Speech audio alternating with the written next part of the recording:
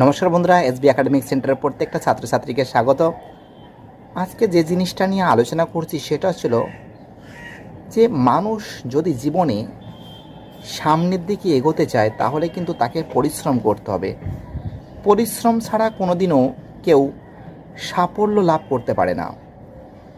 জীবন চলার পথে মানুষের জীবনে কিন্তু বিভিন্ন বাধা বিঘ্ন সব কিছু আসে, কিন্তু সেই বাধা বিঘ্নকে কিন্তু তোমাদের কিন্তু বাধা বিঘ্নকে কিন্তু হার মানাতে হবে। বাধা বিঘ্ন হার মানলে চলবে না, তাকে তুচ্ছ করে সামনের দিকে এগিয়ে যাওয়াটাই জীবন।